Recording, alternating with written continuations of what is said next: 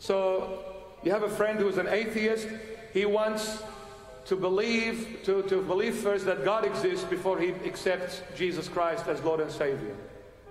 Well, my question to your beloved friend, this atheist friend, from a scientific point of view, well, if we don't believe that God exists, then we're going to talk scientifically or naturalistically, whichever way, or existentialist, whichever way you approach it.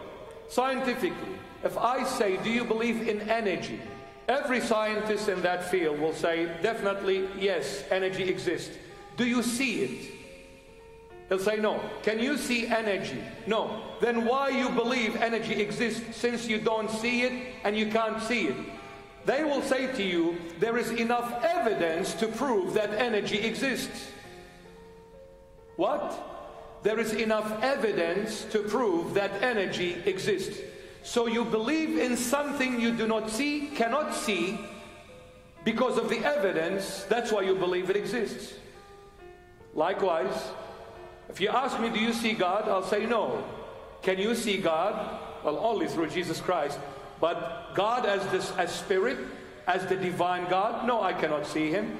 But I'll say to you, there is enough evidences to prove God's existence.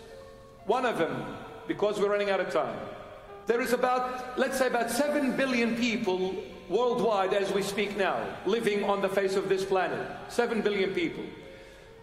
All of those 7 billion people, there is no one's fingerprint exactly the same as the other. Every single human being has a unique fingerprint. No one shares your fingerprint. Our DNA system, it is made out of 3.1 billion bits of information. Every DNA system of every human being is made out of 3.1 billion bits of information. If I were to convert this 3.1 billion bits of information into words and write them on an A4 size page with 500 words on an A4 size paper, it will take me 600,000 pages to write your DNA and my DNA. You put the world's encyclopedias together, it gets nowhere near the information that is in your DNA, my dear friend. You're telling me there is no God? Did this come just out of a big bang, an explosion over 13.5 billion years ago?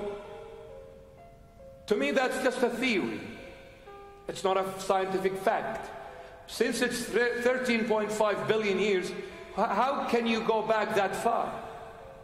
Who can go back that far?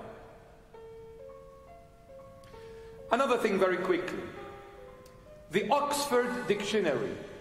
It is very famous. It is a very powerful dictionary. There's a lot of information in that dictionary. It's very well known globally. If I were to ask you that this Oxford Dictionary came in this complexity, in this perfection, because there was an explosion in the printing press, you would laugh at me. You know why?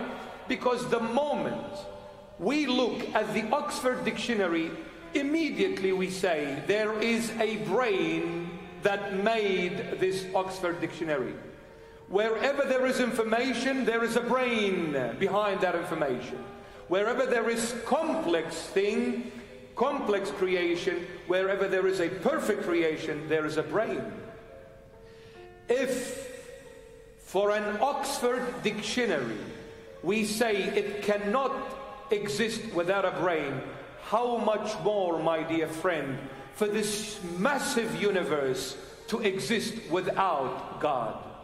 Impossible for this complex universe to be so perfectly timed, perfectly tuned, perfectly orchestrated, perfectly placed, perfectly built, without a builder, without a brain behind this complex and perfect universe.